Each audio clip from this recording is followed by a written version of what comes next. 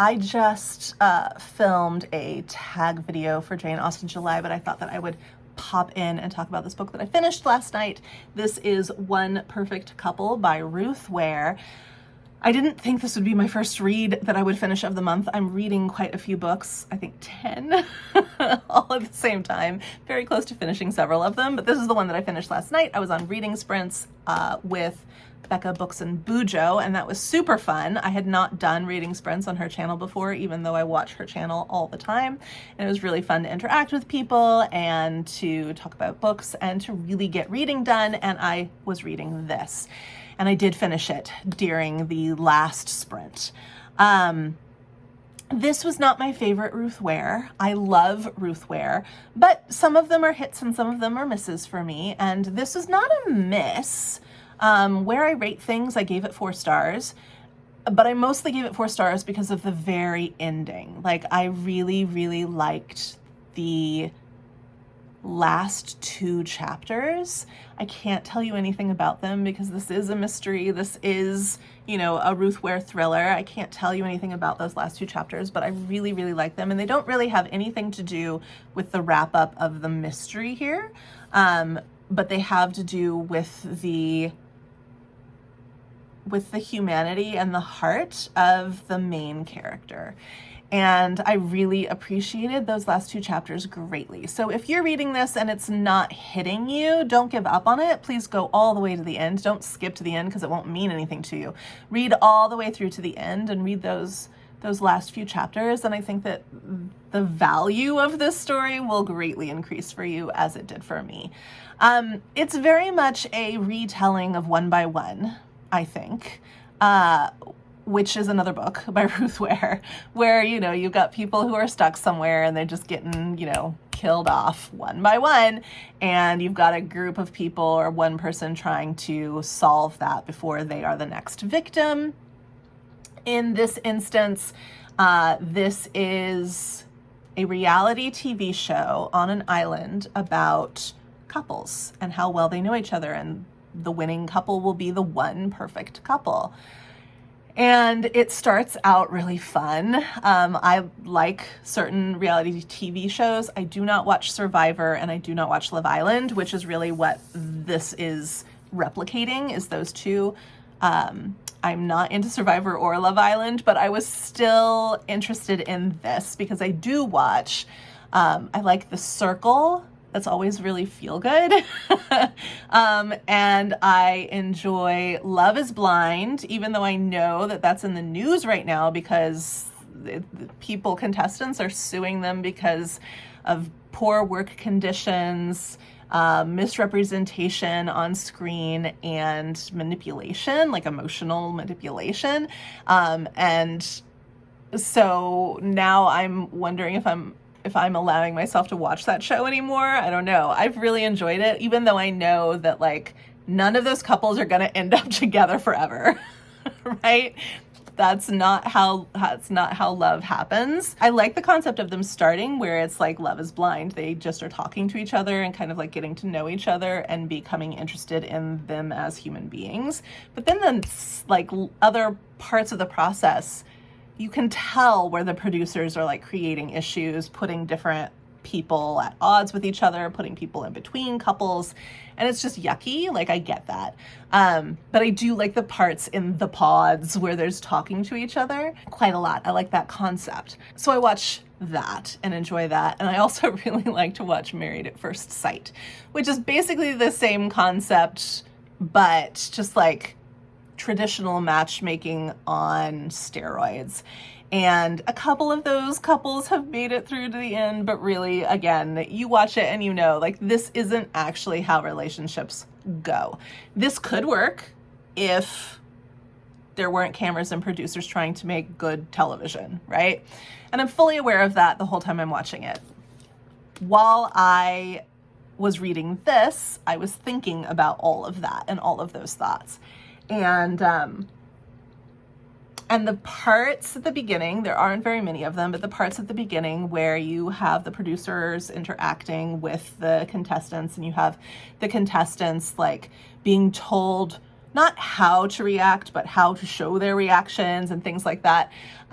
It just rang really, really true for me, and I enjoyed all of that quite a lot. When we get to about the middle, it's really kind of very clearly revealed. She does try to create a little bit of doubt in your mind, but it's half-hearted. It's really revealed who done it, like all the its. And what you're really having revealed is a small twist and a small motive. I don't know how else to say that without giving away spoilers. So you're not necessarily reading this to find out who's doing all of the killing. You pretty much know who's doing the killing. You're not even really reading it to know why they're doing the killing. Like, that's pretty clear to you as well. But there's a twist and there's a why with that twist. And it's not very big or stunning. It's a little disappointing. I expected more. I expected a lot more. But at the same time, there's those last 2 chapters, which really, really made this a great reading experience for me. And it's a fun ride. It's a really fun ride. It's a great thriller. It's well written. If you enjoy Ruth Ware's writing style, this is prime Ruth Ware.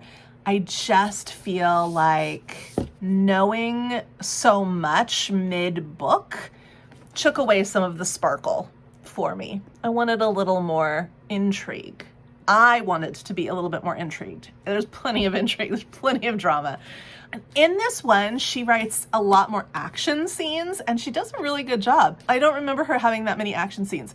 I think in her book last summer, I don't remember what it's called, but the one where the woman's husband is killed and she's accused of being the murderer and she has to prove that she's not, she's on the run. There's a lot of action in that one, and I really enjoyed that. But this is like fight scenes and stuff. And yeah, Ruth Ware, she's growing and changing as a writer, and it's really fun to see.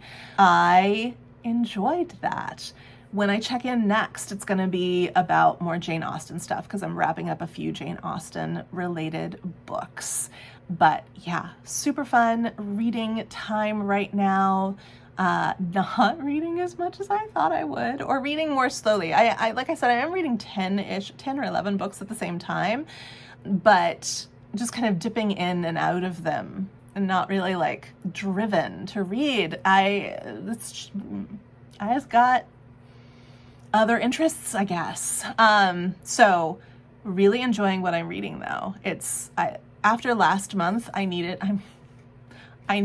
I should finish a sentence. I know that I just showed you that the first book I finished reading was a thriller, but last month, almost everything I read was a thriller. I read all thrillers and one romance. And that was not okay for my brain. I needed something more substantial. And so I am reading 3 nonfictions right now. I'm reading classic, I'm reading literary fiction, I'm reading some romances. I've got a lot of like fun things going on, but also some real substance, and I'm feeling so much better in my brain, and so I'll be checking in about all of those things and have some really great things to say. Before I go though, I've been reading all year through this. I did say this in January that I was going to do this, and then I never ever checked in about it again, that I was going to read through this. This is Friends, A Poem for Every Day of the Year, edited by Jane McMorland Hunter. And I have kept up with this. So many things I said that I would do in my January video have fallen by the wayside. But this I have kept up with. Every day I wake up and I read the poem of the day. And today's poem is a poem by William Wordsworth, who was a contemporary of Jane Austen.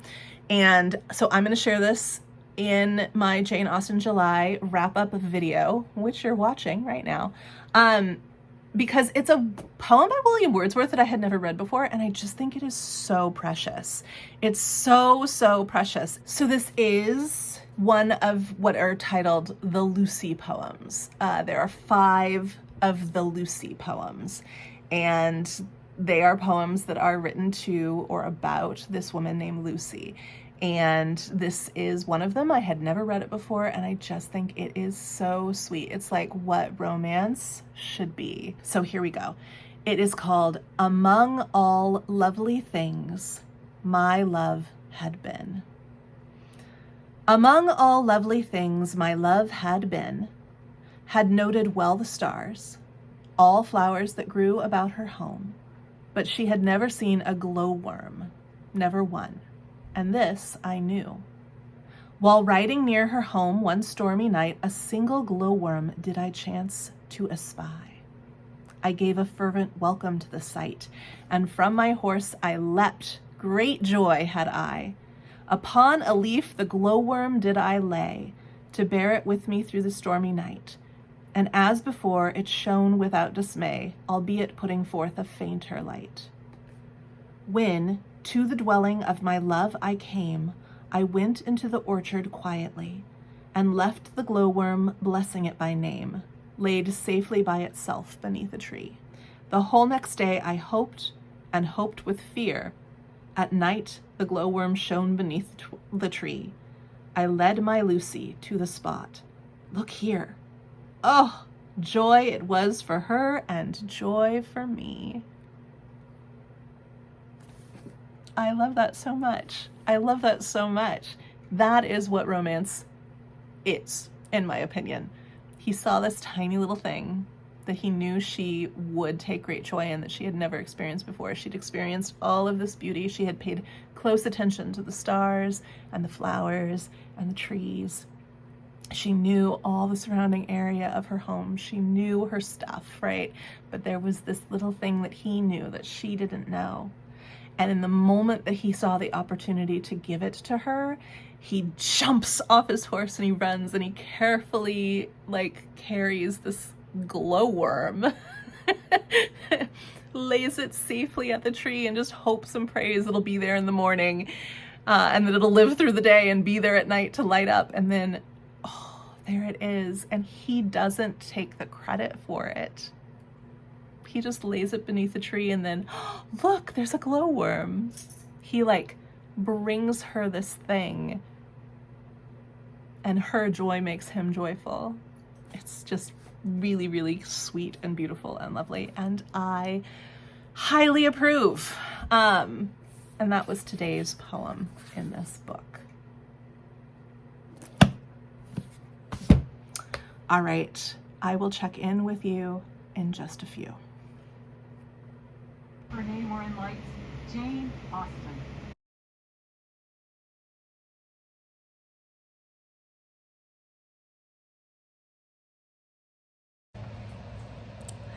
Hi, it is dark and late, but I just finished reading Christina Lauren's The Paradise Problem, and this was such a good book. It was such a good read. It's a romance, for those that care. Let me just say, I'm about to gush over this book and recommend it without reservation, but if you are a reader who does not like steamy, salacious scenes, this is not the book for you. There's quite a lot of that, and it's always important to what's happening in the story, so you can't really skip over it. I really, really enjoyed this. This is one of the best love stories I think I've read all year. Who am I?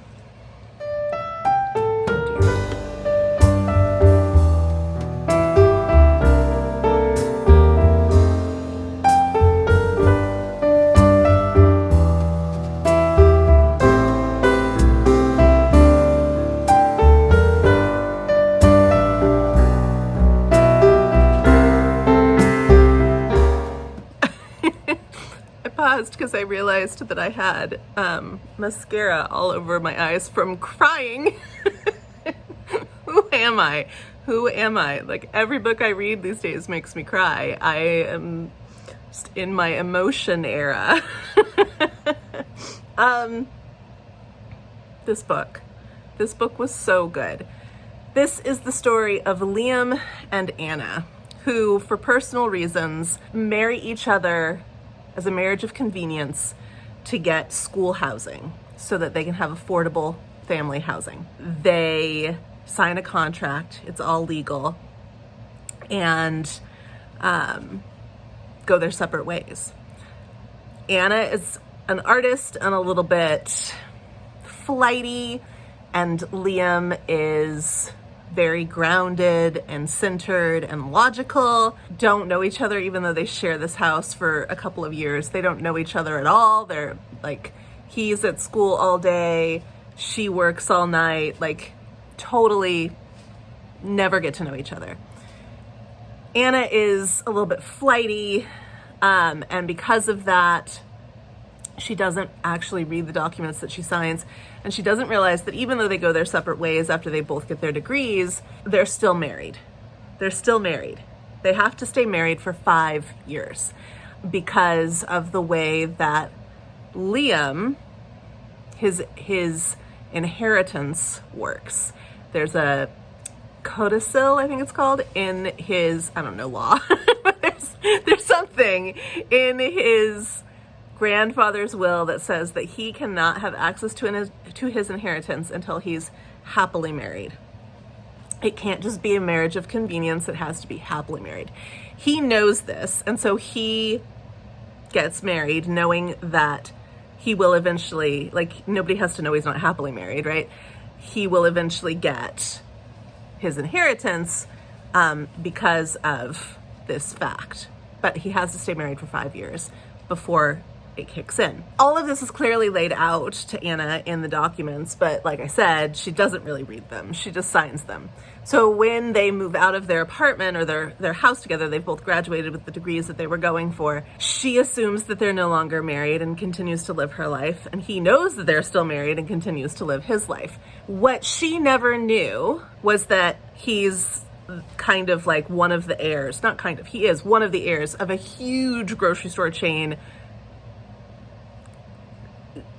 conglomerate. I don't know what word I'm looking for, like dynasty. He never tells her that because he has forfeited support from his family and he doesn't yet have access to his inheritance. So he's forfeited support from his family because he refuses to take the CEO position that his father is demanding he take. And instead he's going and he's studying anthropology. His father wants him to take a CEO position, and that position is all about the technology side of things. Because when he was 15 years old, Liam designed a program that went huge. I don't have my words. That was very, very big and very, very important across the industry. He was only 15 years old.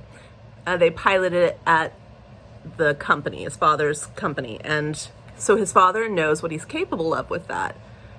There's a big secret surrounding this software, and the relationship between father and son is ruined over this secret happening with this software. Zoom forward, and Liam finds himself having to go to his little sister's destination wedding in the tropics. And the family is like, you have to bring Anna. We've barely even met her. We've barely even ever seen her. Like, you have to bring her. Well, of course they've never seen her because A, he doesn't spend much time with his family at all anyway.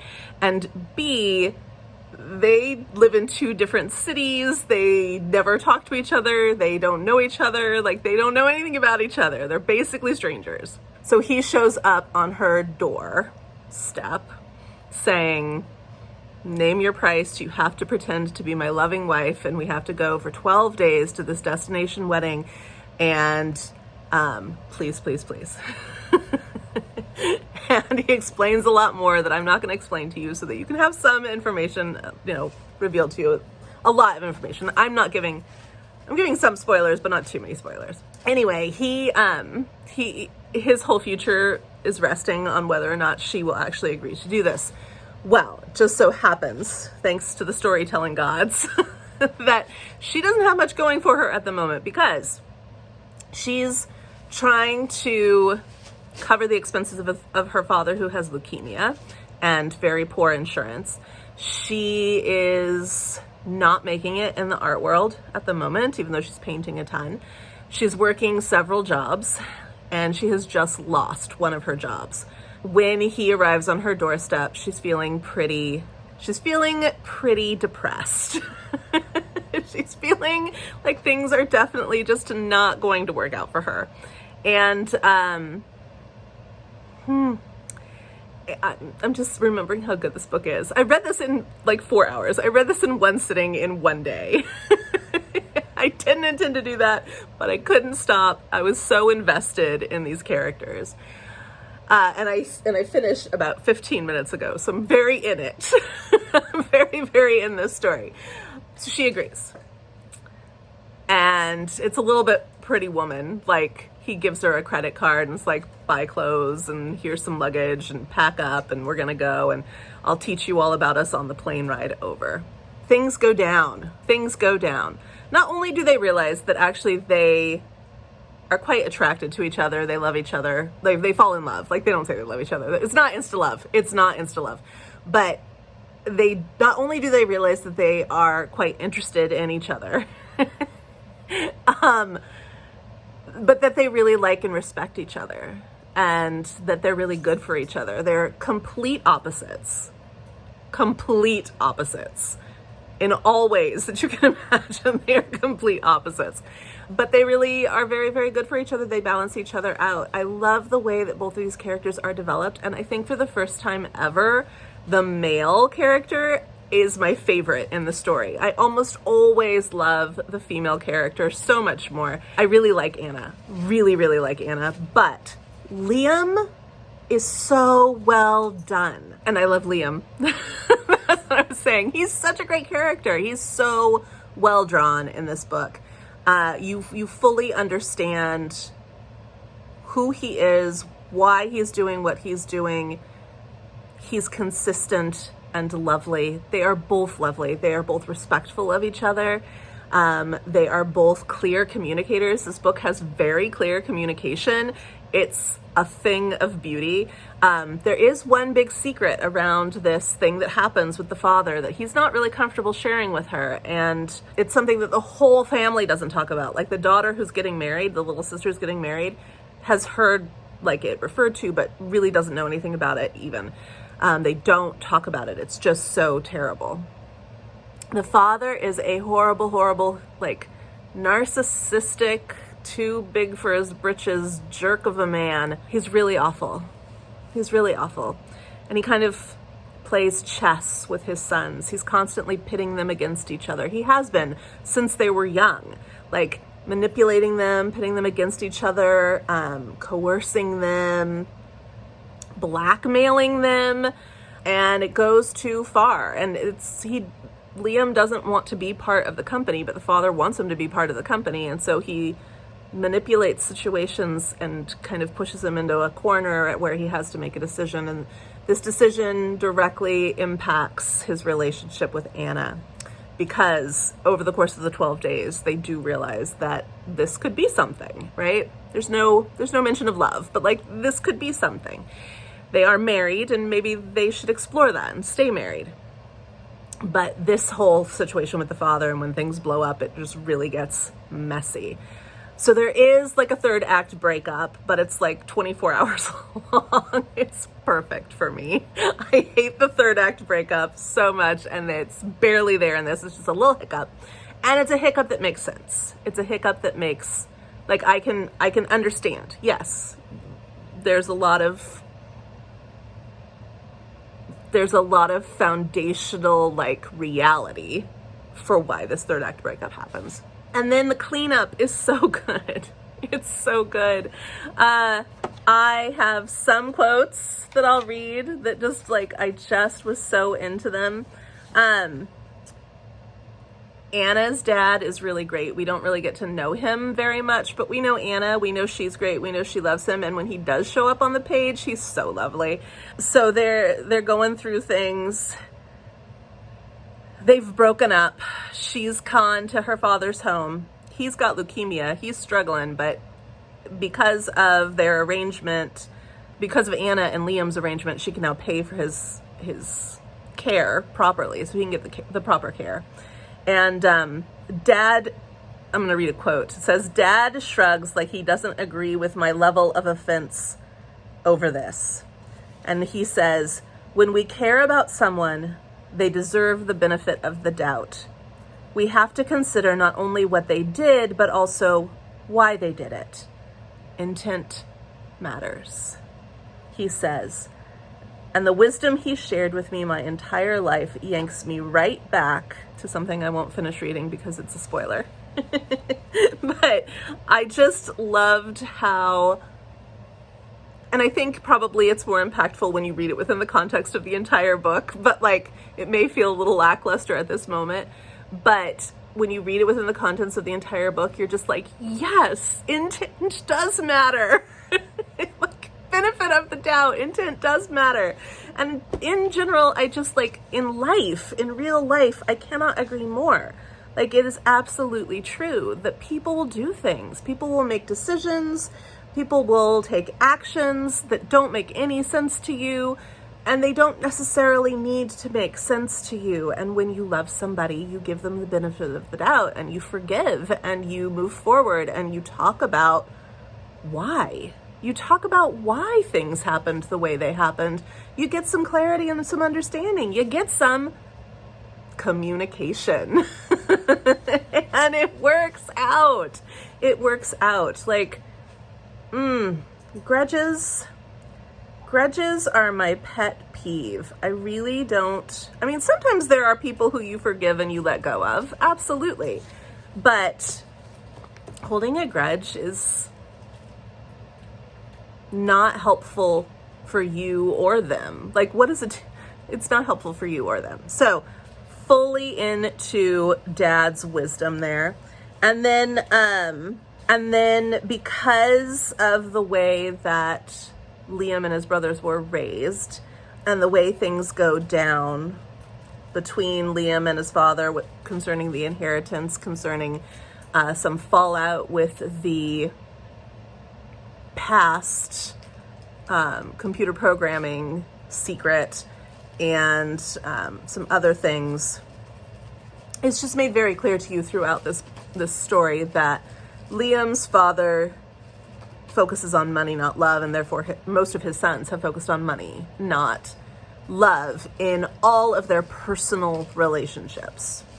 And so Liam has, even when he didn't want to be part of it, he was figuring out a way to legally funnel his inheritance into a charity for employees of the company so that they could apply for scholarships and things, hardship money, like anything they needed so that they could better their own lives. And he was using his inheritance for that. That's a spoiler. It's not a huge spoiler, but it's a spoiler. And he was using his inheritance for that and trying to create some love with the money that was really used, or was meant to be used, to control him, right? And so he's been trying to change the culture of the company from the outside in. And there's a little quote here. I don't think it's too much of a spoiler. I'll go ahead and read it. I think without the context, the full context, it won't be too much of a spoiler, but I just really like the sentiment. So Anna says to Liam, "I hope that includes finding a way to disconnect love from money. Your grandfather tied the two together with good intentions, and your father with terrible intentions. But in the end, it doesn't matter what the intentions were. It has made everyone in your family devalue love. It has made loyalty and servitude the bargaining chips that keep the money flowing." Yeah, disconnect love from money and don't make the ones you love bargaining chips. And then there's like a little family reunion after a lot of stress and a lot of things have gone down, and Liam is very nervous about it, and Anna tells him this, which is just really, really loved and really also firmly believe in. So she says to him before they all arrive, she says, "Even if it's awful, it's going to be okay. You know how I know that?" I turn in her arms, leaning back against the counter and loosely wrapping my arms around her. How? Because even if it goes off the rails, Even if everyone ends up shouting and crying and accusing, they'll still leave at the end of the night, and we will still have our house and our life and this love that nobody can touch. I stare down at her. You're right. We get to decide how much of our hearts we give to them. And I just firmly and fully believe that as well. I loved this book. I absolutely loved this book. This is going on my favorite reads of the year shelf. If you are not into lots of lovemaking on the page, this is not the book for you. But if you don't mind, or if you are willing to make an exception, I highly recommend this book. It's such a good love story. It's such a good human story. It's just a human story. It happens to be about love, about parent to child love, about sibling love, about romantic love, about friendship love, about love of yourself, about passion for creativity and like how you express yourself. It's such a good book, and I'm really glad I read it, even though I was like, I haven't liked Christina Lauren for a very long time, and I thought I'm not going to pick it up, and then I did, and it was a good move. So now I don't know what to do with myself. It's late. It's not late enough to go to bed. It's too late to start something new. Maybe I'll do the dishes. That'll be exciting. Maybe I'll clean up this mess that Lola made. I'll check in again with you when I've finished. I'm almost finished with Pride and Prejudice, so that'll probably be the next thing I check in with you about.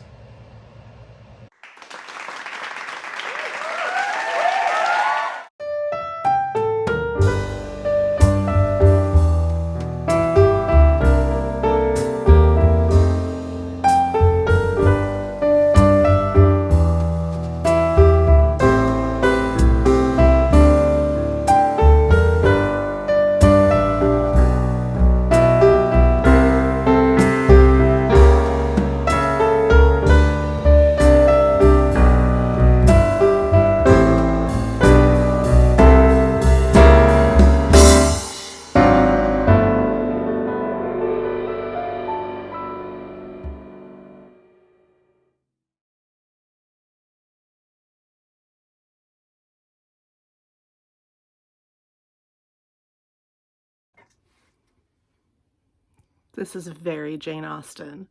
The electricity has gone out, and apparently it's going to stay out until about 3 in the morning. It's about 9 o'clock at night right now.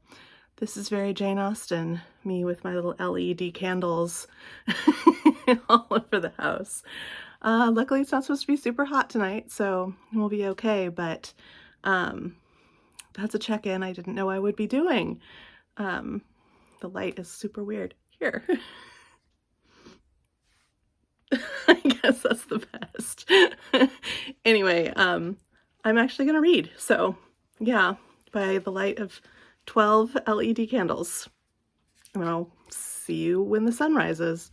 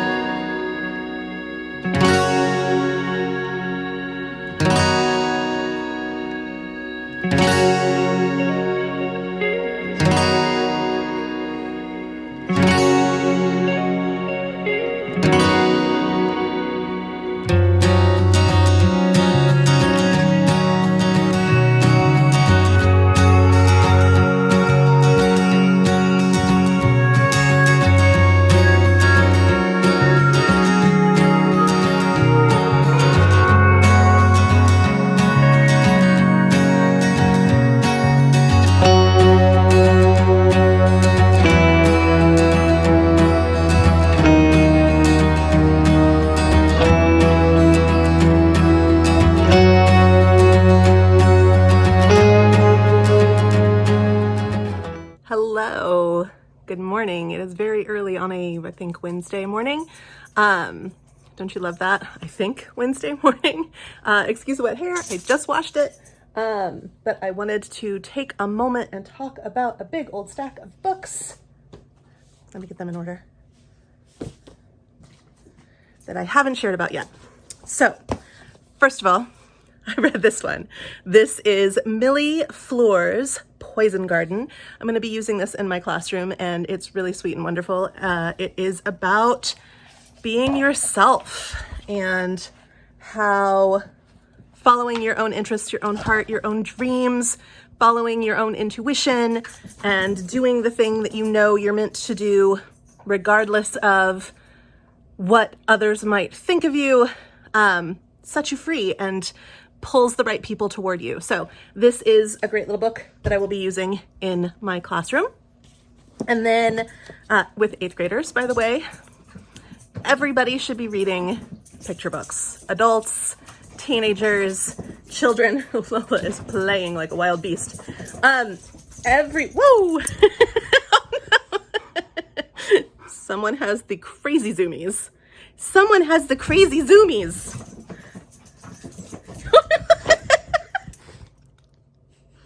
You are wild. You're wild. Oh my goodness. What is happening? Okay. I think we're good.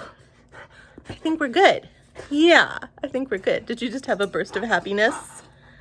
Yeah. Did you just have a burst of happiness? Okay, I love you too. Can you go lay down? Yeah, okay. She just had a burst of happiness. So I also read Pride and Prejudice. I've read this so many times. I've said so much about it this month because of all of the tags that I've been doing. So I'm not going to say anything else about this, but I did finish this and really enjoyed it. Oh, she's still zooming. But there's less like intensity to the zoom. Okay. Oh, now she's laying down. Okay. I really, really enjoyed it a lot. Fun to reread that. I plowed my way through this. And when I say plowed, I mean like it took effort. This is incredibly dense. It's full of interesting information, a lot of which I don't think I've retained at all. And I think the best way to go, I think it's a great book to have, especially if you are a teacher or if you just really, really love Jane Austen. I think the best way to go about reading this is not to read it. Let me clarify. I think the best way to go about reading this is not to read it like just straight, but to read it, to just read the parts of it, like to go into the index. Like when you're reading Mansfield Park, go into the index, find everything it says about Mansfield Park, and then make little notes for yourself on sticky notes or something and read them as you encounter the things that she's talking about.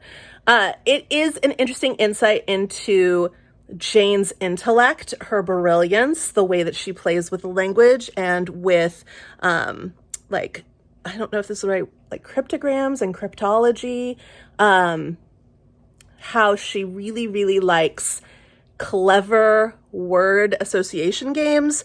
So there's interesting stuff in here, stuff I've never read about before. I've got quite the glare. Stuff I've never read about before. But I would not recommend doing what I did and like starting on page 1 and reading to the end because it's incredibly dense. And again, I don't think I retained much. I read this every day for 14 days and it became like a challenge I had to accomplish. It was not enjoyable, but I think that the information is interesting, incredibly interesting. So get your hands on this, have it in your library, refer to it like as a reference tool. So that's good. Done with that. And then I read The Wall of Winnipeg and Me by Mariana Zapata. I enjoyed reading All Roads Lead Here, I think it's what's called, quite a lot. So I went ahead and ordered another book by her and read this one. This is a fake marriage story. She was this really difficult football player's personal assistant for several years until she finally is like, this is too much. Like, he's so demanding, he's so exacting, he has such specific like wants and needs, and is very gruff and just kind of downright mean and standoffish. And they've known each other for so many years, so closely known each other for so many years, that finally she just is like, I give up on this. And she quits. And a couple of weeks later, she gets a call from his lawyer saying he's got some legal issues. He's Canadian. He needs to be able to stay in the States. Would she please consider having a conversation with him about something? And so, because of course the lawyer can't have this conversation with her. So, he meets with her and he's like, I need you to marry me so that I can stay in the States. And we have to stay married for 5 years, and it has to be like, it has to seem like a loving relationship. You can see where it's all going from there. Of course, she finds out that, I hesitate and balk because this is so unhealthy. But it's meant to be endearing, and it's just not. She finds out that he has been being so gruff, mean, and standoffish to her because he has like big feelings for her and has always had big feelings for her. And the only way he could actually come to the point where he could talk to her, be with her without being mean, was to force her to marry him and like be committed to him. And then he could finally, slowly, over the course of a year, be nice to her. And I just didn't enjoy that at all. I did not enjoy that at all. I did not find it endearing. I mean, yes, of course, there are moments where he is kind and sweet and lovely and protective and wonderful, and you do respond to that. Like, you're like, oh, how sweet. But also, don't romanticize that. It's not healthy. It's not mature. It's not what you want. It's not what you want. And yeah, I had some fundamental issues with the lack of health of this relationship. Of course, in the end, they get together. The very end gets steamy. And you actually can skip that if you want to. It doesn't add, like in All Roads Lead Here, it adds absolutely nothing to the actual story. So if you would like to give this one a try, I don't know that I recommend it. It's well written, it's entertaining, it is a fast read, but it's the kind of thing I hope that my 8th grade girls never get their hands on. Yeah, I read most of the essays in Upstream by Mary Oliver. There is a bunch of essays in the beginning just kind of about writing and life and nature, and I loved those. And there's a bunch of essays in the end that are kind of like love letters to different authors. They're not love letters. That would be an interesting thing to do, though. But they're not actual love letters. They're just like, why Poe is great, why Whitman is my best friend, why, like, these things. And I loved those 2 sets of poems. In between those 2 sets of essays, in between those 2 sets of essays are bunches of essays about animals in pain, animals confused, animals dying, killing animals. And I had to skip all of that. And that made me very,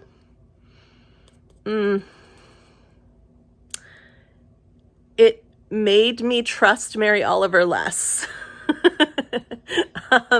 So the two sections, like the bookend sections, I really enjoyed. I especially enjoyed Stream, My Friend Walt Whitman, Staying Alive, and Of Power and Time. I really, really loved those.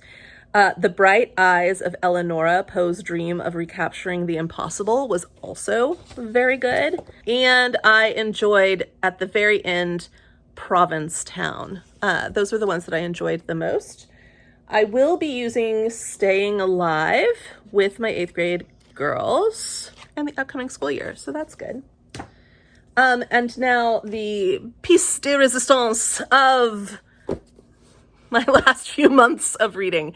This was a reread. I wanted to teach some of the essays next year and definitely will be doing that. So I picked it up as a reread and I remembered really enjoying it, but I don't remember loving it. Like, this book feels life-changing this time around. And I think it's because I read it so slowly over the course of months. And weirdly, like, each time I re-picked it up, something I was reading about in the essay that I was on when I would read it and I'd read like 5 essays and I'd put it down for a couple of weeks and I'd pick it back up. And what I would be reading about would be what was happening. So I think it just made it even more impactful, but that is John Green's The Anthropocene Reviewed. This, I want to immediately restart reading it slowly and steadily like I did before, because this was just crazy good. This was crazy good. Let me see if I can just pick a few things out of it. I want to do a whole video on it at some point in the future.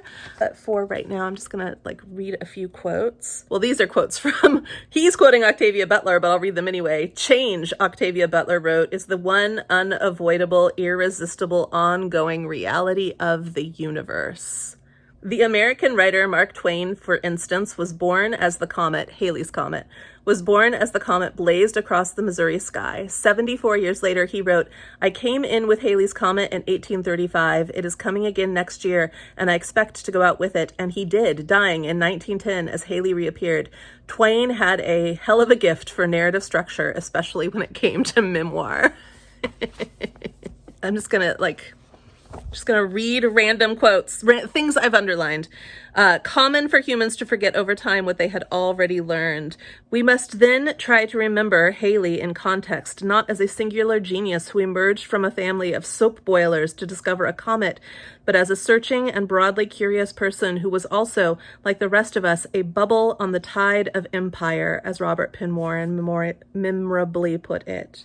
Halley argued that there was a second Earth inside of our Earth with its own atmosphere and, impossibly, its own inhabitants. When you measure time in Halley's, like in comets, when you measure time in Halley's rather than years, history starts to look different. As the comet visited us in 1986, my dad brought home a personal computer, the first in our neighborhood. When Halley earlier, the first movie adaptation of Frankenstein was released. The Halley before that, Charles Darwin was aboard the HMS Beagle. The Halley before that, the United States wasn't a country. The Halley before that, Louis ruled France. Put it another way, in 2021, we are 5 human lifetimes removed from the building of the Taj Mahal and 2 lifetimes removed from the abolition of slavery in the United States. History, like human life, is at once incredibly fast and agonizingly slow. I feel that way about all time, all the time. So so in one of the essays called Our Capacity for Wonder, he talks a lot about The Great Gatsby, which is one of my favorite books of all time. Like the velociraptor, I have a large brain for my geologic age, but maybe not large enough to survive effectively in the world where I find myself. My eyes still believe what they see long after visual information stops being reliable. Still, I'm fond of velociraptors, both the ones I've seen that never existed and the ones that existed but I've never seen. I give velociraptors 3 stars. Canada Geese is maybe my absolute favorite. No, that's not true. It's not my absolute favorite. It's in top 3. It's in my top 3. his essay Canada Geese. The Canada goose is a brown-bodied, black-necked, honking waterfowl that has recently become ubiquitous in suburban North America, Europe, and New Zealand, with a song like a dying balloon and a penchant for attacking humans. The Canada goose is hard to love, but then again, so are most of us. From the same essay, but even though Canada geese are perfectly adapted to the human-dominated planet, they seem to feel nothing but disdain for actual humans. Geese honk and strut and bite to keep people away, even though they're thriving because of our artificial lakes and manicured lawns. In turn, many of us have come to resent Canada geese as a pest animal. I know I do. But they also allow me to feel like there's still some proper nature in my highly sanitized, biological, monotonous suburban life. Even if geese have become mundane, there remains something awe-inspiring about seeing them flying overhead in a perfect V formation. Just before graduating from college, my girlfriend and I were on our way to pick up some groceries in her ancient blue sedan when she asked me what my biggest fear was. Abandonment, I said. I was worried the end of college would spell the end of our relationship, and I wanted her to reassure me, to tell me that I need not fear being alone because she would always be there, etc., etc. But she wasn't the sort of person to make false promises, and more promises featuring the word always are unkeepable. Everything ends, or at least everything humans have thus far observed ends. Anyway, after I said abandonment, she just nodded, and then I filled the awkward silence by asking her what her biggest fear was.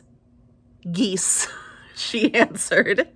And who can blame her? In 2009, it was a flock of Canada geese that flew into the engines of U.S. Airway Flight 1549, forcing Captain Sully Sullenberger to splash land the aircraft on the Hudson River.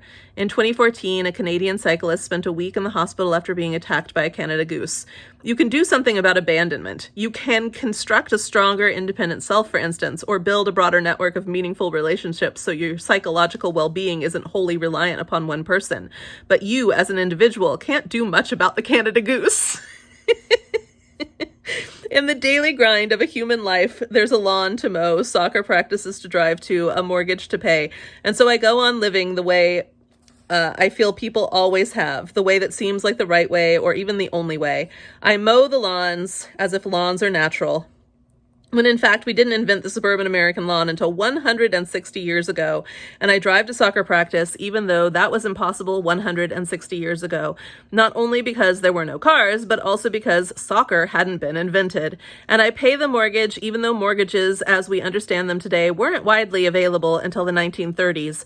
So much of what feels inevitable, inescapably human, to me is in fact very new, including the everywhereness of the Canada goose. So I feel unsettled about the Canada goose, both as a species and as a symbol.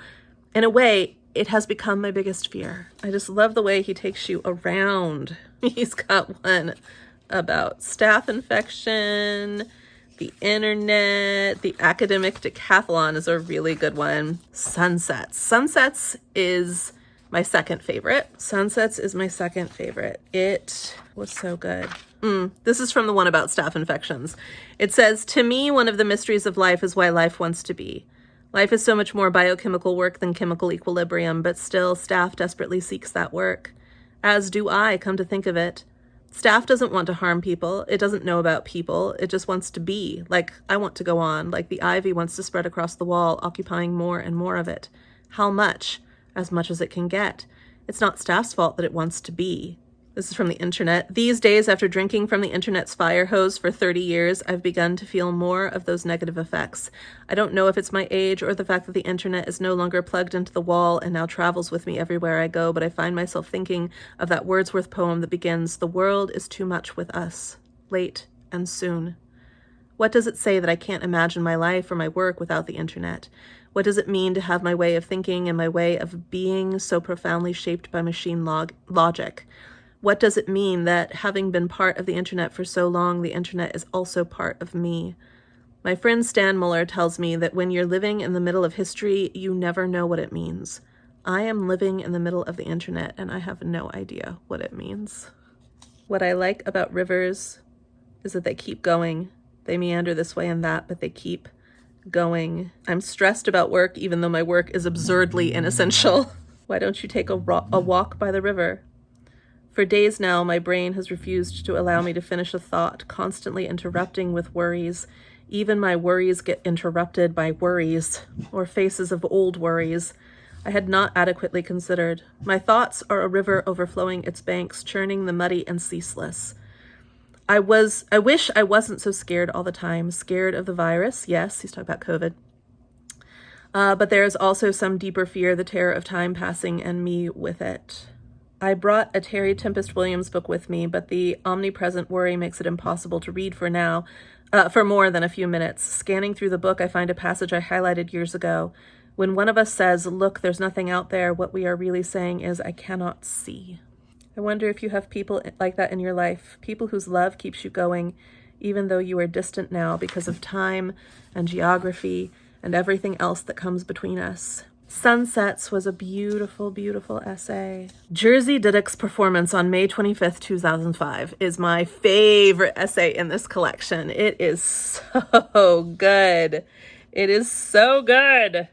But you have to read the whole thing to get it. I'll read the very last bit though. It says, someone tell 10-year-old Jerzy Dudek that he is going to save 2 penalties in a European Cup final by making the weirdest possible choice. Someone tell 21-year-old Jerzy Dudek, playing for 1,800 a year, that he is a decade away from lifting the European Cup.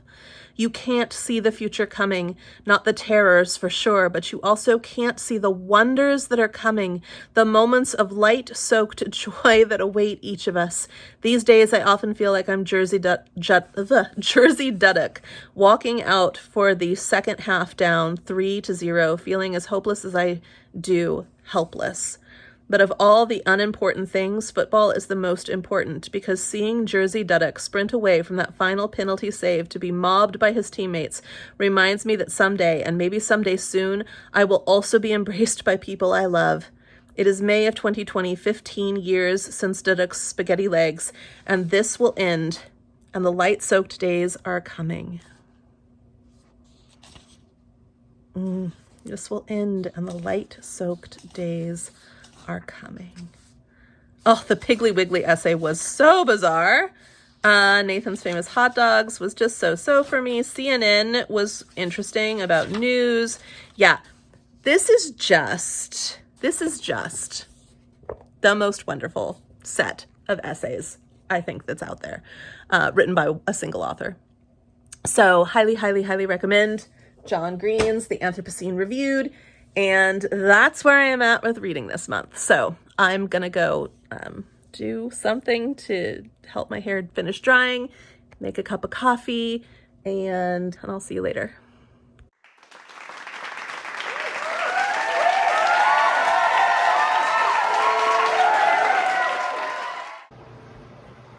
Hi. If you hear a weird whirring sound, it is the dishwasher. I have been just like deep cleaning all day, and I pulled together the stack of books that I have finished reading since the last time I checked in and realized that it's quite big. So I decided in the middle of cleaning just to sit down and do a very quick check-in with you. I mean, quick. We all know that my quickest check-ins are not quick at all. But I'm just gonna do this super quick, super quick. So first I have to talk about Ruined. This is a graphic novel, and this was wonderful. I loved this. It is definitely got some graphic images. So I mean, it's not, just know that going in, maybe don't read it at work. The story itself is so sweet. It is about a woman in the Regency period who does have a sexual relationship with a man before they get married, and then that man doesn't follow through. He doesn't continue the relationship. They don't get married. And this is not okay in the Regency period. It has ruined her, basically. But she is very wealthy. She inherits a lot of money, or she's going to inherit a lot of money. And our friend here, her soon-to-be arranged marriage husband, needs a lot of money because his family has run their legacy and their home into the ground. And in order to pay off his debts and take care of his estate and make the family legacy continue on past him. He needs money. So he goes ahead and marries her despite all the gossip and all of that stuff. And they decide at the very beginning that they're just going to be friends and respect each other and get out of it what the other needs to get out of it. She gets to have her respectability back. She gets a new name in a new place where nobody knows her, and very few people will associate her with the gossip from that previous part of her life, and he gets the money to save his legacy.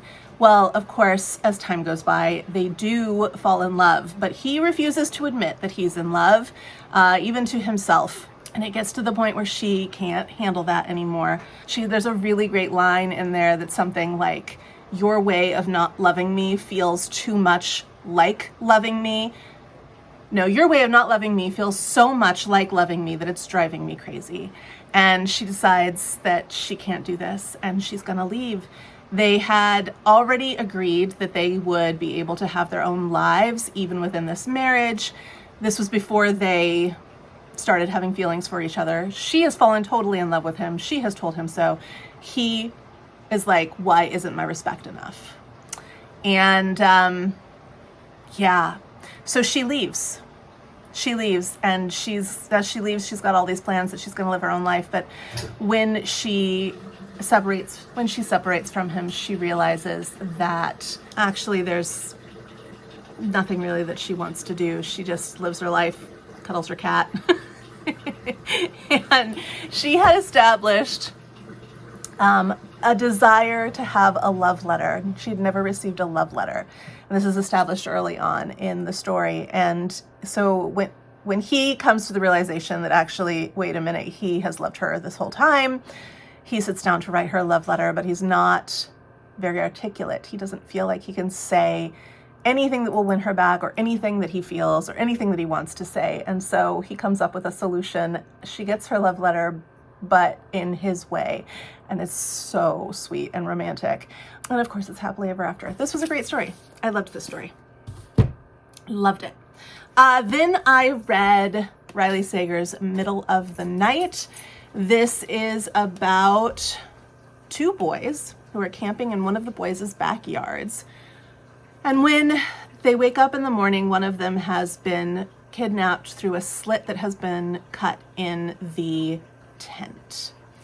And the boy disappears and there's no sign, no trace, and he's just a missing person for such a long time.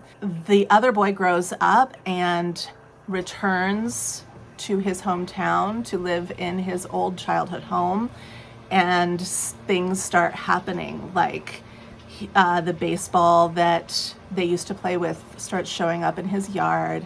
The catchphrase, Lion King was very big at that time, and Hakuna Matata was this boy's catchphrase. And that starts being written on slips of paper and left all over the house and the yard. Just kind of strange things start to happen. There's also, which causes him to investigate. There's also some fun stuff revolving around a paranormal research center and cults and just all sorts of fun stuff. It's a fun read, spooky, atmospheric, but not scary. And it was good to see a Riley Sager book that is not through the perspective of a woman who thinks she's losing her mind. It was really, really good. I really appreciated that. Thank you, Riley Sager. I read this. I won't say that I wish I didn't, but I do feel like it was a waste of my time. I wanted to know how it ended, but this is just not for me. Not for me. It starts by introducing the main male character, and like within the first 3 sentences, like it's established that he is a billionaire, and that he's a billionaire, and that's actually a personality trait. And I was like, oh, I don't think so. And he's been in love with his best friend's little sister for their whole lives. He thinks she has no idea. She thinks he has no idea that he has been into her. And they kind of don't, but they kind of do. They both grow up, they live their own lives, and then she ends up, through a set of circumstances, having to come home. And of course, they fall in love. I would say, this is a super chunky book, and I would say like 85% of these pages is some sort of spicy scene. This is like, if you want a little bit of story with your spice, that's what kind of romance this is.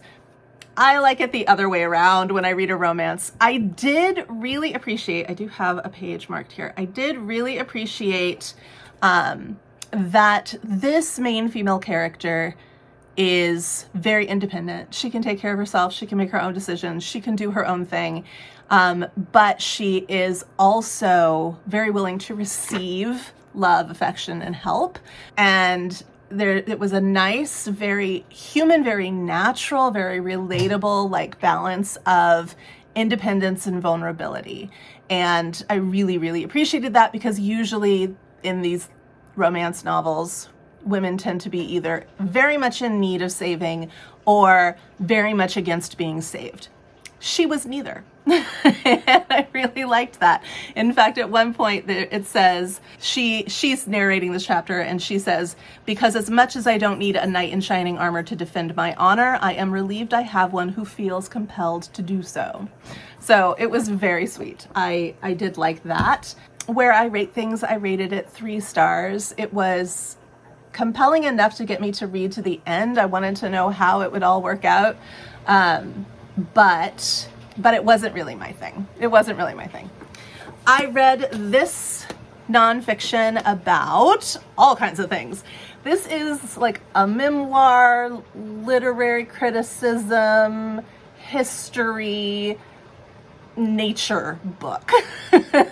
It's a little bit of everything, and that sounds a little wild and hard to comprehend and wrap your mind around, but really it works so well. I highly recommend this. I think that I want to listen to it. I want to reread it and listen to it on my walks home this upcoming first semester of school.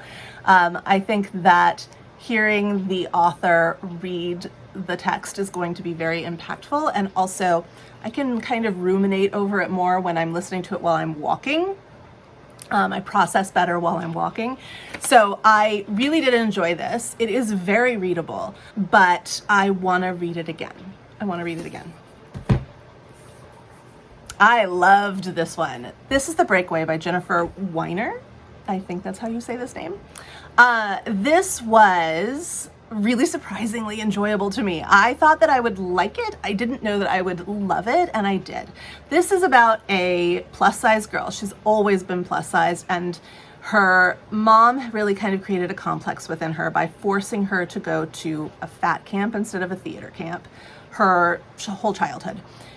By really kind of regulating what she ate and just making life very focused on her size and shape. And so she grows up, and she's kind of worked through a lot of that on her own, but really it's very much in the forefront of her mind and in the forefront of her identity. She ends up having a one-night stand, her first and last one-night stand, with a guy when she goes to another city to be in a wedding. And he really likes her, but she really likes him, but she wants to preempt any heartache. And so she just sneaks out and ghosts him. And although they think about each other, he can't find her again. He has no idea who she is. She can't find him again. She has no idea who he is. I mean, she could go back to that city and back to his place, but she's not going to. And they think about each other for years. She gets engaged. He continues having one-night stands. That's his thing. He's very avoidant, non-committal, but very sweet. They're both very sweet and genuine. He's very upfront with what he's doing. He continues on with that life. She gets engaged to a childhood friend that she met at fat camp, and he's now uber thin and athletic, and he's achieved that through incredible self-control, which makes their life very prescriptive, very controlled, and she feels stifled and bored, so bored. She knows that he loves her, but she doesn't love him, but she thinks that there's not going to be anyone else for her, and she'd rather be with someone than be alone. She's engaged. She's leading a bike trip. She is the head guide for a multi-day bike trip. Guess who's in her pod of people? The one night stand. And his whole life is blowing up on social media in real time on this ride. All of his one night stands are coming back to haunt him. Although they all knew they were one night stands, they didn't quite realize how very many women he was sleeping with and how that means that they're all kind of interconnected in some way.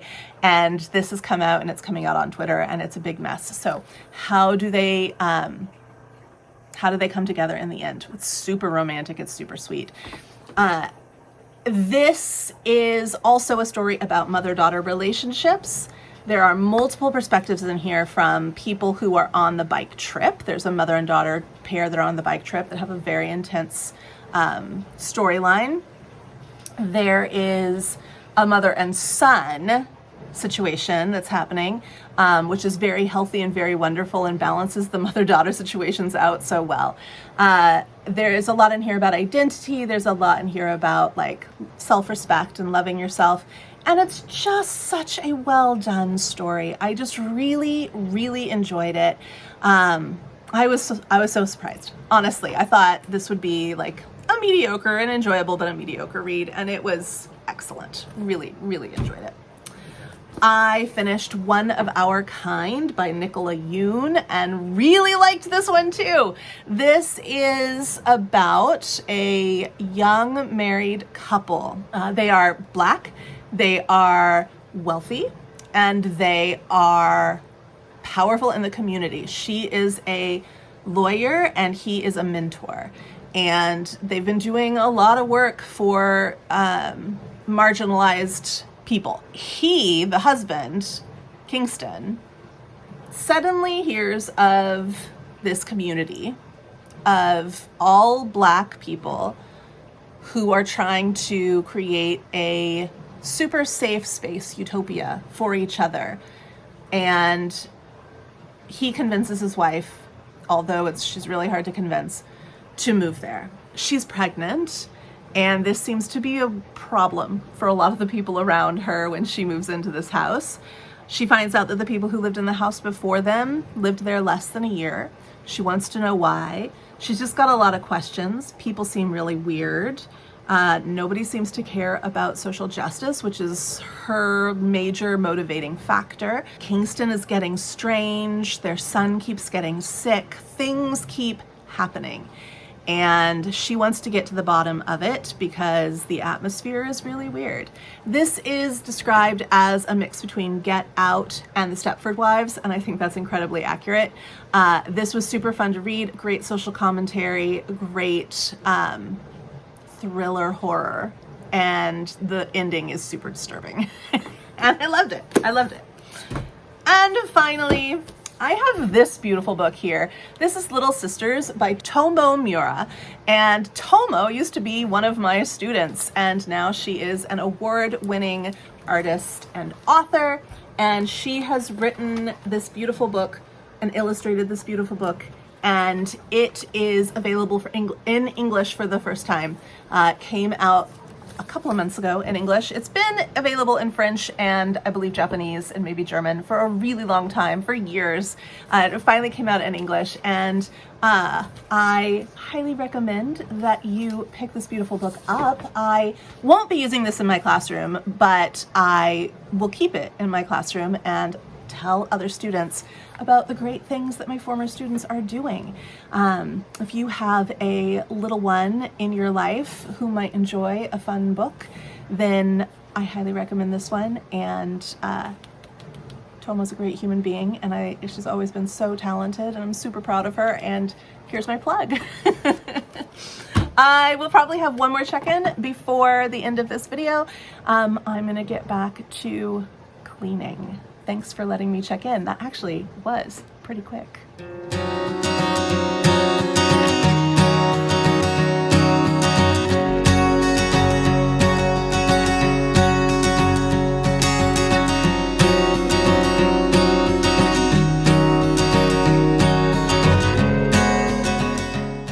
I have a few books that I want to check in with you about, and then I'm gonna add this clip to the end of the video and get this out today. This is Tuesday, the last Tuesday in July, which I'm excited about because I'm excited about August, but also I'm super sad about because it means that the beginning of the end of my summer vacation has arrived.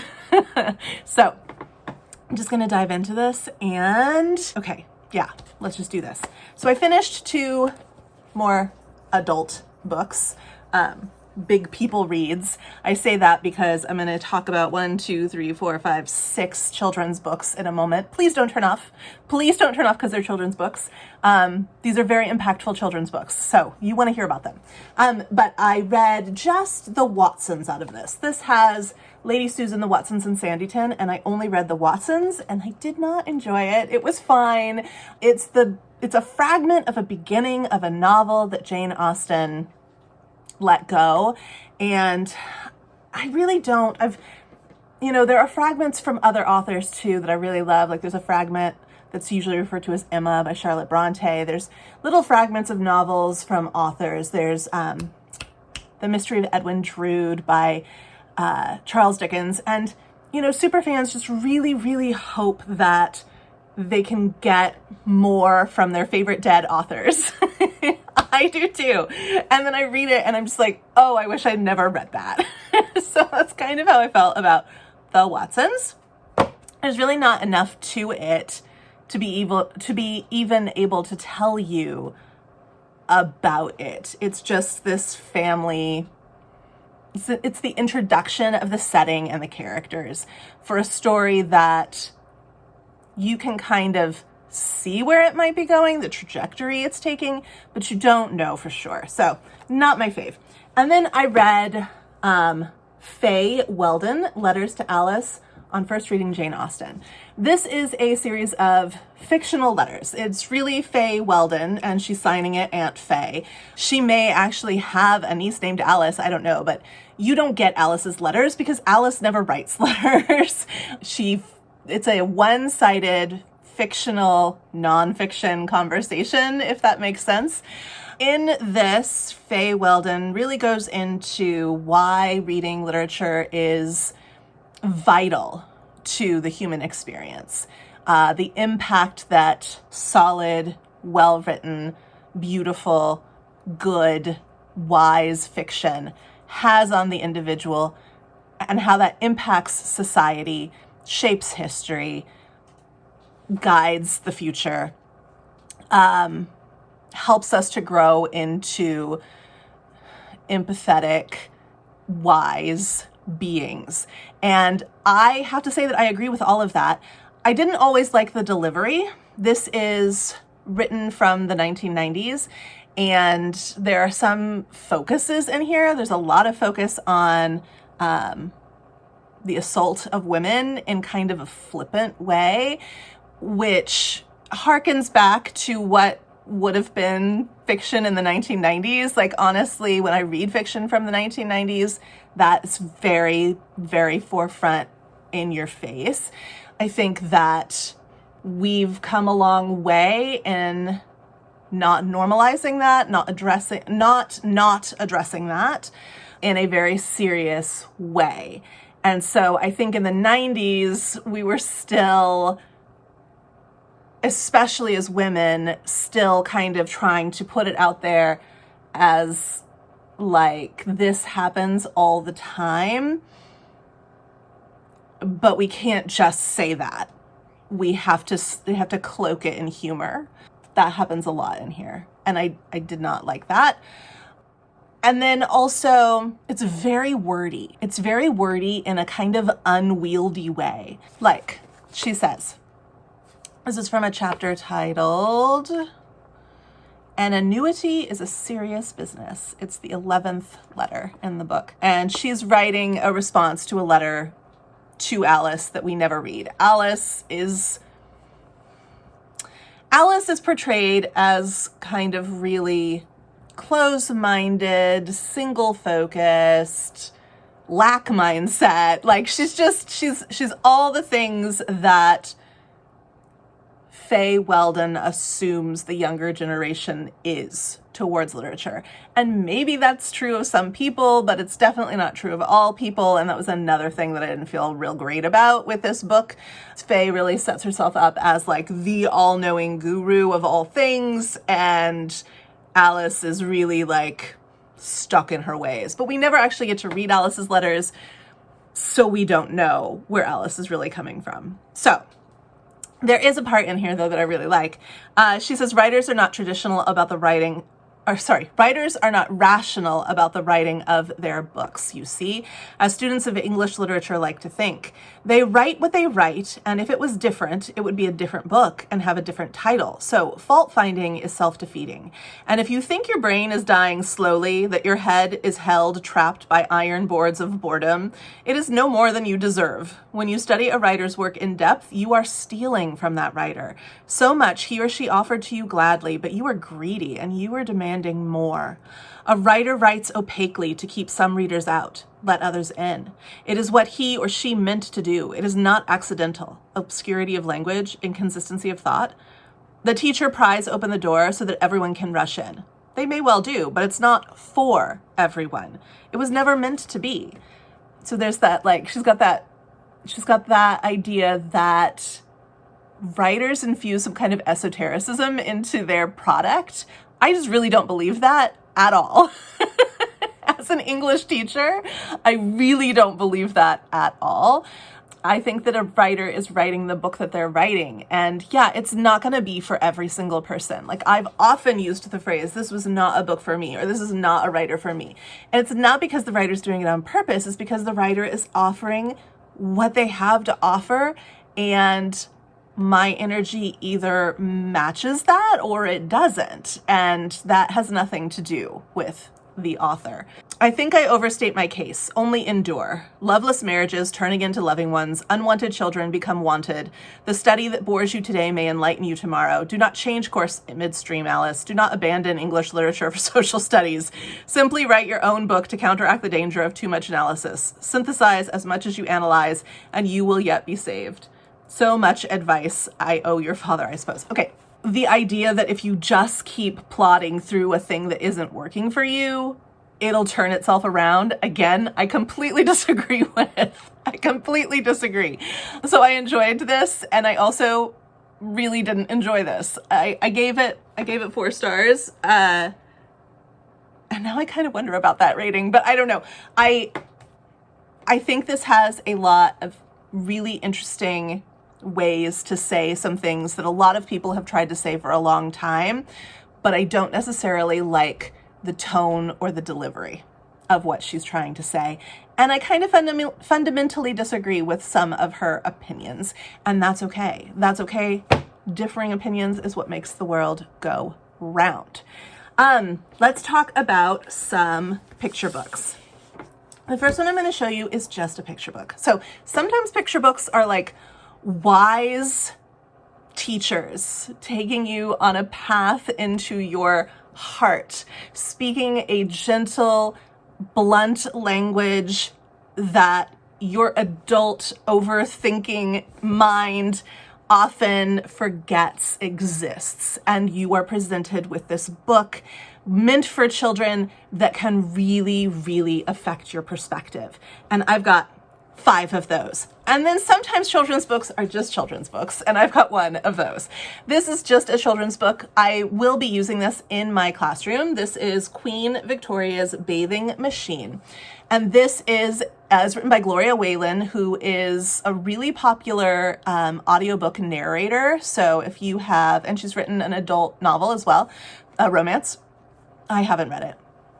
But if you are familiar with the name, that's why. She's written a really sweet rhyming story. It's very rhymey. And it is about the time when Queen Victoria wanted to go swimming, but she didn't want to lose like her royal demeanor by showing her ankles or by looking not sovereign or, being too chill, too relaxed. So her husband, Prince Albert, It goes through a lot of brainstorming to try and figure out a solution to her problem. He employs a lot of critical thinking. He tries some things to see if they'll work. He takes feedback, he seeks feedback, and then he creates this bathing machine, which enables her to enjoy swimming in the ocean without losing any of her royal demeanor. I'm going to use this with my kids, my 8th grade kids, so 12 to 14-year-olds, depending on where we are in the year and where they are in their journey. So I'm going to use this with them before we start our big research project to talk about critical thinking, seeking feedback, problem solving, brainstorming, all of that fun stuff. But essentially, this is just a sweet book. It's a sweet book. The next one I'm going to talk about is The Whisper. I will be using this in my classroom as well. This is by Pamela Zagorinsky. And Pamela has won 2 Caldecott honors. This one is not a this one is not a Caldecott winner, but it is great. I can use this in multiple ways. I can use this as creative writing story prompts because it's essentially the story of a girl who borrows a book, and on her way home, the letters fall out of the book. So when she gets home, all she has are images. So there's a series in the center of the book, which are just these images, right? And it's really beautiful, really, really detailed, lots to unpack there. And then at the bottom, so what she decides to do is to tell herself stories based on what she sees in the images, and she realizes that she can have just endless amounts of stories because the letters are gone. Like, there's no prescribed story. She gets to make her own story. And the beginning of each of those stories is at the bottom of each picture. So for example, on this elephant, lion, and person crossing a river with a little fox there in the background and a big old city. The prompt is the words began to, blah, blah, blah. The prompt is the quest. Their 100-mile journey began in a sturdy wooden boat. Are we there yet? Asked Rabbit. In another 2 days and 1 night, replied Lion. Oh, that's a very long time. I forgot. Please remind me again. Where are we going? Asked Rabbit. And my students can pick it up from there. I will definitely have kids that don't think this is cool enough for them. And I will definitely have kids who are really excited about it. So it'll probably be, that part of this book will probably be an enrichment activity or something. But what I really love about this book, and why I think it's a life-changing book for adults, is that the main premise of this story is that you can change your life by changing the story you tell yourself. And I firmly believe that that's true. How you tell yourself the story of your life, how you tell yourself the story of what's happening to you in a given moment, where you choose to end a moment, where you choose to start a new one, all of that is extremely empowering. And so I really firmly believe in the power of storytelling for yourself. And that is present in this book. So the fox sees an opportunity, right? As the girl's walking home and she loses, I can't see you, as the girl's walking home and she loses all the letters, the fox has gathered them. And when the girl's walking back to school, the fox approaches her and says, hey, I found all of these letters for you. And the girl's like, that's okay, I don't need them. And the fox is like, oh, okay, well, thank you. Can you help me with something? So if you're familiar with the Aesop's fable about the fox who's trying to reach the grapes, then this picture may look familiar to you. The fox changes her story. She changes her story. And so the very last thing at the end is a rewritten version by the fox of the story. And it says, The Fox and the Grapes. A famished fox saw some clusters of ripe black grapes hanging from a vine. She resorted to all her tricks to get them. And then crossed out is the rest of the fable as told by Aesop. So this is crossed out. But wearied herself in vain, for she could not reach them. At last she turned away, beguiling herself of her disappointment and saying, the grapes are sour and not as ripe as I thought. So instead of giving up, instead of trying and giving up, and convincing herself she didn't want them anyway, or they weren't what she thought anyway, or yeah, like they're gross. Instead of telling herself, I didn't want that anyway, she rewrites the story. So it says, she resorted to all her tricks to get them, but this fox is of the very clever kind. So she imagined her story differently, and the grapes tasted ever so sweet. So you can tell yourself that sad defeatist story of, I can't get them, I don't want them anyway. That's a lie to yourself, and it's going to come back to kick you in the butt, to be honest. Or you can rewrite your story. You can rewrite your story anytime. Anytime in your life, you can retell yourself that story and change your narrative. Speaking of changing narratives, we've got the seeds and the trees. This is a story about a young prince who very, very painstakingly gathers and keeps all of the seeds that are given to him. And in this book, seeds are a metaphor for words. And some of those seeds are green and life-giving, and some of those seeds are black and aggressive and cruel. So it's a metaphor or an allegory for how we hold on to, let take root in our heart and in our self-esteem, all of the things that people say to us about us, and all of the things that we say to ourselves about us. And what you nurture will grow. He just nurtures everything. All of the black seeds and all of the green seeds, he doesn't have any discernment. And the black seeds begin to overtake the green seeds. So the negative talk begins to feel more real and present and powerful, and begins to edge out the positive statements. And then, just when things are very bleak, he meets a girl. Of course he does. And she tells him how he can tend the good seeds and uproot the yucky ones. She pulls out, I love this, she pulls out her axe and starts just whacking things, getting rid of all that darkness, and assures him that he's got to get down deep into the roots. He's got to get rid of the roots of the negative language, the negative ideas that he's been telling himself. And she tends to, and assures him that she's tended to the green things in his garden and adds to them. She adds to them. And so then he, at the end, he's got a much better view of who he is and what he wants to keep in his garden. And it is just a really lovely, lovely story about the things that we tend to, the things we hold on to, the things we keep in our hearts and our minds, and how those impact what we grow. And then I have these 3 books, which are all by the same writer-illustrator combo. And I know they've been around for a while, and I'm sure that you've all heard of them before, but I really want to talk about one in particular.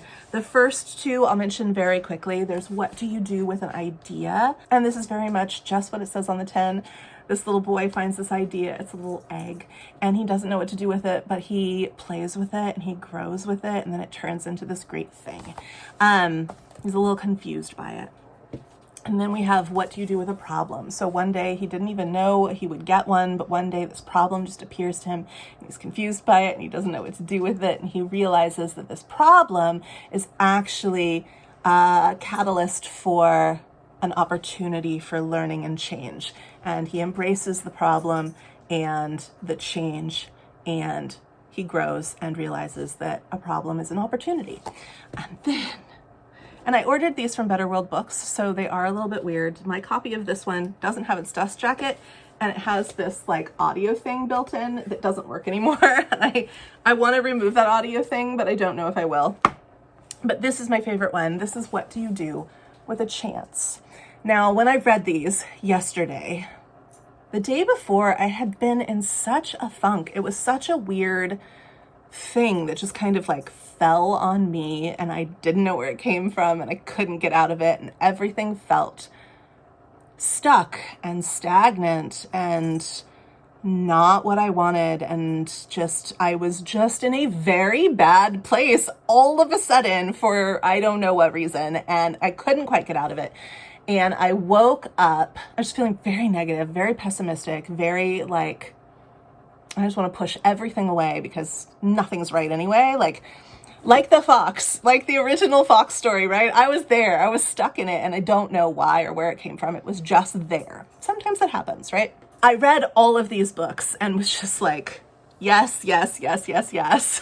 This is balm for my soul. This is what I needed. This is my perspective shift. This is what I needed. And then I read this one and I was like, that's it right there. That's it. So we've got What Do You Do with a Chance? And I'm probably going to get in trouble for this. I don't know. This is probably copyright infringement, but I'm going to read this one to you. And I'll only show you a couple of pictures, and hopefully that'll balance things out. Here's the first picture so you get an idea of the artistry. It says, one day I got a chance. It just seemed to show up. It acted like it knew me, as if it wanted something. I didn't know why it was here. What do you do with a chance? I wondered. It fluttered around me. It brushed up against me. It circled me as if it wanted me to grab it. I started to reach for it, but I was unsure. I pulled back. So it flew away. I thought about it a lot. I wished I had taken my chance. I realized I had wanted it, but I still didn't know if I had the courage. When another chance came around, I wasn't so sure, but I decided to try. I went to reach for it, but I missed and fell. I was embarrassed. I felt foolish. It seemed like everyone was looking at me, and I decided I never wanted to feel that way again. So after that, whenever a chance came along, I ignored it. And the more I ignored them, the less they came around. Until one day I noticed that I had not seen a chance in quite a while. It was as if they had all disappeared, and I started to worry. What if I don't get another chance? I know I acted like I didn't care, but the truth was, I did. I still wanted to take a chance, but I was afraid, and I wasn't sure if I would ever be brave enough.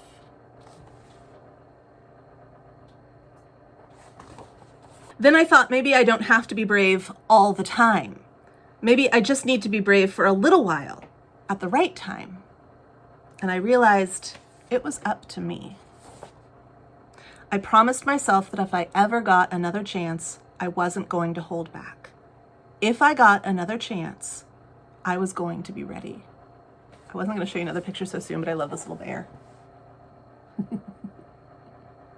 Looking out for their chance.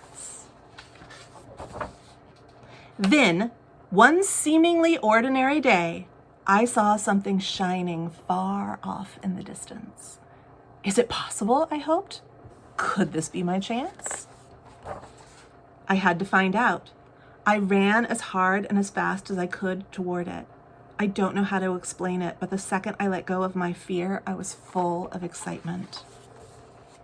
It wasn't that I was no longer afraid, but now my excitement was bigger than my fear. As I got closer, I could see that this was a really huge chance. It's huge. But this time I was ready. As it came by, I reached out and grabbed it. I held on with all my might. It felt so good to soar, to fly, to be free. I now see that when I hold back, I miss out. And I don't want to miss out. There's just so much I want to see and do and discover. So what do you do with a chance? You take it. because it just might be the start of something incredible. And with that, I will end this reading vlog. Thank you so much for watching. If you got all the way to this, I hope that you will grab your chance. You will never feel ready. You will never know all the things that have to happen to make that chance turn into a reality. You will never know more than each immediate step. You don't have to feel good enough or strong enough or ready enough. You just have to decide to go for it and see what happens. It's a chance, right? It's a chance. Let's go read.